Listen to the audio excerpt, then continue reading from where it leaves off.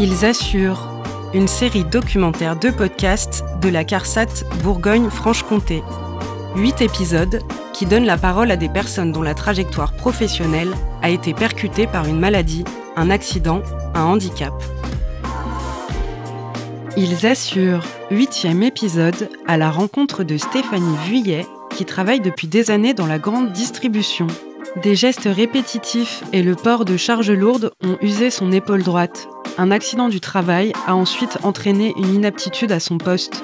Entre rire et larmes, Stéphanie Vuillet raconte comment elle a tissé une relation de confiance avec Christelle Ricciardetti, assistante sociale à la CARSAT. Elle revient aussi sur sa rencontre avec l'ADAPT, ces semaines qui ont changé sa vie en lui donnant de nouvelles perspectives professionnelles. Donc Stéphanie Vuillet, 48 ans, mariée, un enfant de 24 ans. Je travaillais en grande distribution. Ça faisait 8 ans, mais j'étais déjà à mon compte. J'avais ma propre épicerie, pendant 5 ans, où j'étais déjà dans ce milieu-là. J'ai eu un accident de travail le 6 août 2020, et j'ai lâché un pack d'eau qui m'a échappé des mains, et j'ai tout lâché, en fait. Et j'avais les tendons qui étaient arrachés au niveau de l'épaule. J'ai été opérée et de l'épaule et du coude. L'épaule, j'ai dû avoir 3 vis pour essayer de maintenir les tendons qui étaient arrachés. J'avais le tendon du biceps aussi qui avait un énorme trou, donc ça, ils ont dû me l'enlever puisqu'il ne servait plus à rien. À ce moment-là, le chirurgien me prévient que ça va être très compliqué pour retourner à l'emploi, que ça sera entre 18 mois et 2 ans d'arrêt, et que ça sera sûrement un licenciement pour inaptitude, parce que ça sera plus possible que j'ai les bras dans le vide, que je porte beaucoup de poids, et en grande distribution, malheureusement, on fait que ça. Beaucoup de charges très lourdes. Et donc, depuis, j'ai des douleurs permanentes. J'ai déjà eu 4 infiltrations qui n'ont rien donné. J'ai toujours des traitements qui ne font rien. J'ai des réveils nocturnes à cause des douleurs. Et dans ma vie de tous les jours, c'est un calvaire, en fait. On ne pense pas qu'une épaule, on s'en serve autant, finalement. Et pour le moindre petit geste, l'épaule est tout le temps en action, en fait. Et moi, j'adore la cuisine, c'est ma passion. Mais j'ai dû m'équiper de plusieurs robots parce que même, ne serait-ce que servir d'un batteur pour battre des blancs en neige, les vibrations, c'est une catastrophe. Donc tout ce genre de petites choses, c'est devenu un calvaire pour ma vie perso, même ne serait-ce que de me laver les cheveux.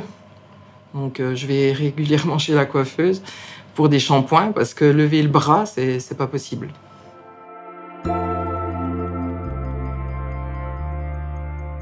Donc moi, la première fois que j'ai rencontré Stéphanie... Christelle Ricciardetti, assistante de service social, Besançon-Audoux. Elle était en grande inquiétude par rapport à son devenir professionnel, mais aussi au niveau de sa situation financière, puisqu'elle savait que ça serait une inaptitude qui serait prononcée à la fin de l'arrêt, donc un licenciement, donc un changement et une baisse de revenus. Elle était en cours d'être reconnue maladie professionnelle. Elle avait beaucoup de questions, ce qui est normal. Voilà.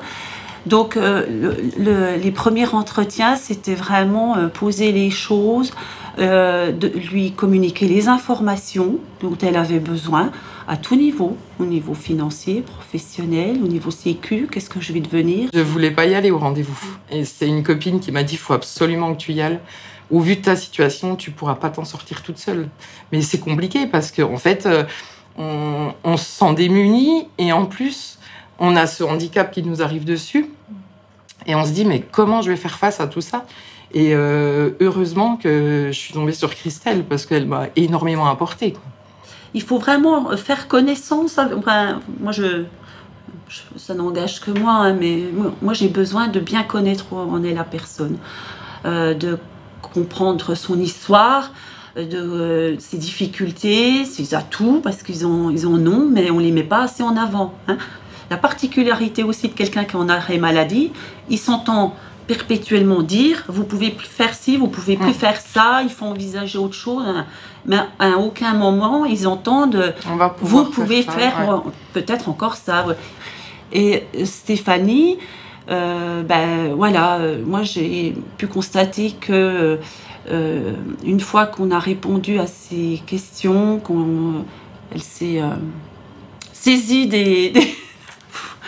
Elle s'est saisie des propositions de travail, des pistes de travail. Et là, effectivement, au niveau professionnel, les démarches ont pu être amorcées. Ah ben moi j'avais complètement confiance parce que j'ai vu que Christelle était vraiment dans son élément et qu'elle savait répondre à mes questions et à mes doutes. Et ça met énormément confiance parce que derrière on sait qu'on va être suivi, aidé et être amené à avoir beaucoup de rendez-vous. C'est un travail de collaboration. Oui, c'est vrai. Je veux dire, si la personne en face n'avance pas avec nous, nous on fait rien. Ben oui. Moi je voulais continuer mon boulot, j'adorais ce que je faisais, j'étais bien dans ma grande distribution et je me disais mais qu'est-ce que je vais pouvoir faire d'autre puisqu'on me disait il faudra utiliser le moins possible votre bras. Enfin, je me vois pas faire grand-chose sans mon bras, en fait. Qu'est-ce que je vais faire? Mais j'ai 48 ans, j'ai encore pas fini de ma vie professionnelle. Il faut absolument que je trouve quelque chose. Mais quoi faire? Et c'est là que Christelle m'a dit, le mieux pour vous, ça sera la préorientation. Préorientation. La préorientation est un dispositif ayant pour objectif de définir et valider un projet professionnel en adéquation avec les différents critères du bénéficiaire, dont la situation de handicap. Parce que justement, vous allez pouvoir voir plusieurs possibilités, faire même des stages en entreprise qui vont pouvoir voir si ça sera possible par rapport à votre handicap. Et ça, c'est juste top. Là où la préorientation est intéressante, parce que là, ils entendent un autre discours, où là, tout est possible, où c'est encore possible. La particularité d'une préorientation avec l'ADAPT ou d'une préo dans un autre centre de rééducation professionnelle, c'est qu'il faut une orientation de la MDPH, d'accord ? Quand elle a commencé à pouvoir se projeter dans quelque chose d'autre, ben voilà, je lui avais expliqué les différents dispositifs qui s'offraient à elle, la procédure, les démarches.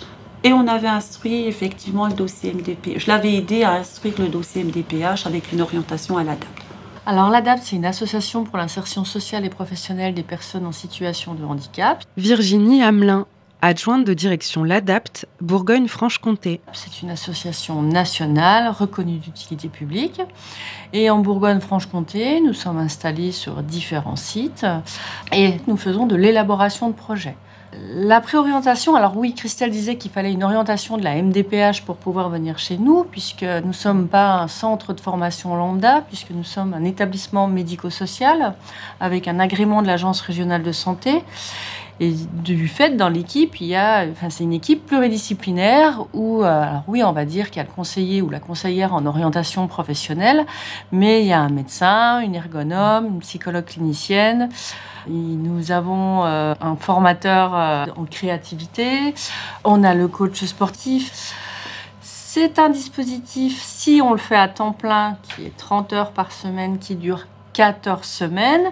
C'est pour ça que je parle beaucoup plus en heures et ça correspond à 420 heures, puisqu'on peut aménager le parcours, c'est-à-dire qu'on adapte le temps par rapport à la personne. On peut faire du mi-temps, du 80%, tout dépend de la fatigabilité de la personne, de sa pathologie.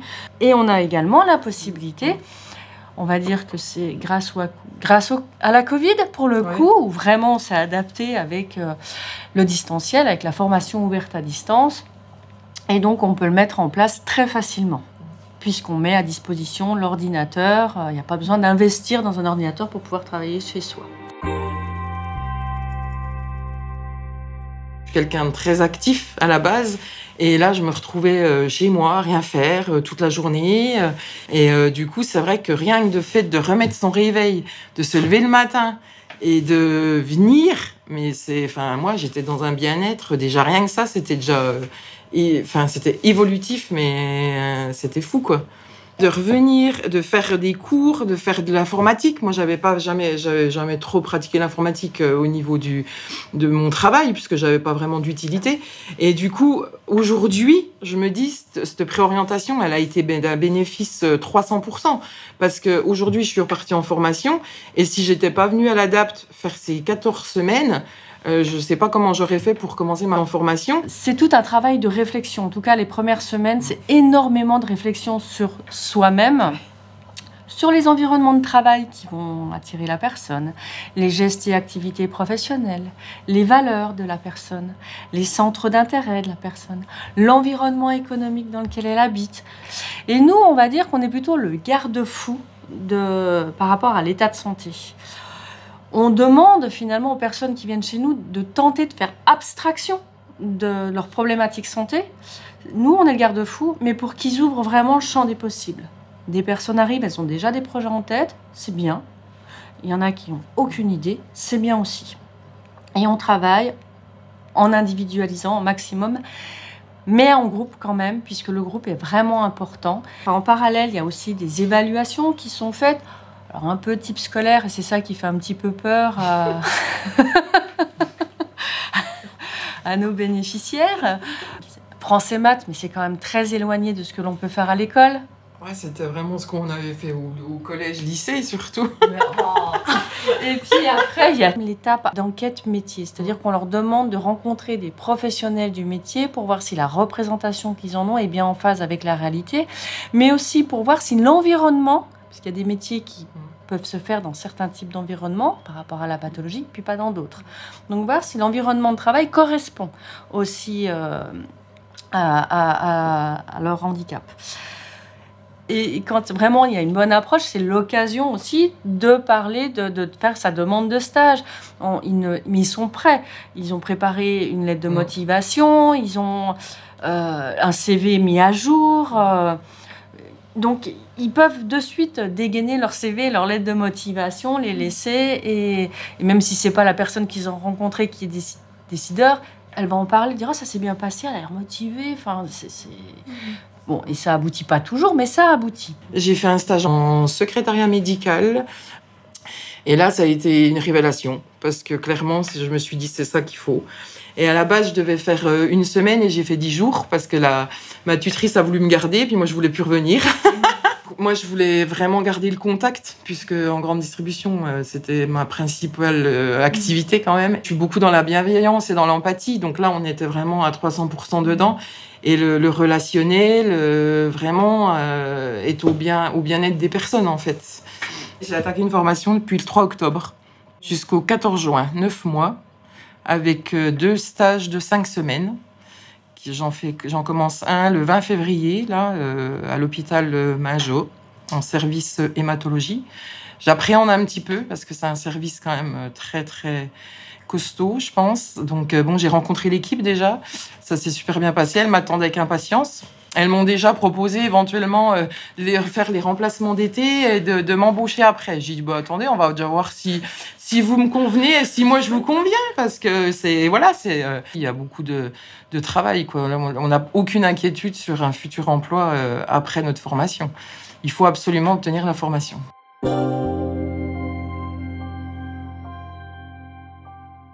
Quand je vois le parcours de Stéphanie, quand je vois le sourire qu'elle a, bon, vous ne le voyez pas, vous, mais franchement, je sais pourquoi je me lève le matin. C'est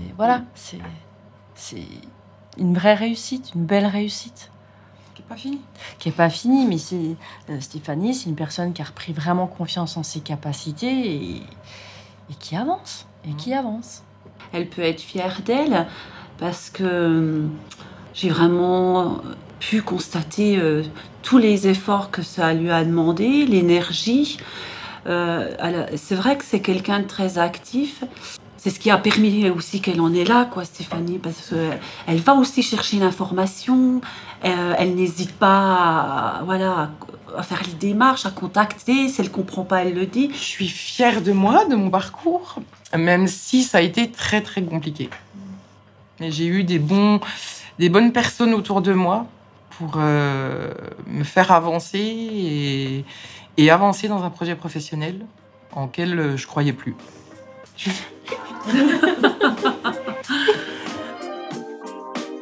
Merci à Stéphanie Vuillet, Christine Riccardetti et Virginie Hamelin pour leur participation à cet épisode et leurs échanges en toute confiance. Et si, comme Stéphanie Vuillet, vous êtes confronté à un problème de santé qui a des répercussions sur votre travail, contactez le service social de l'assurance maladie. 36 46, dites service social.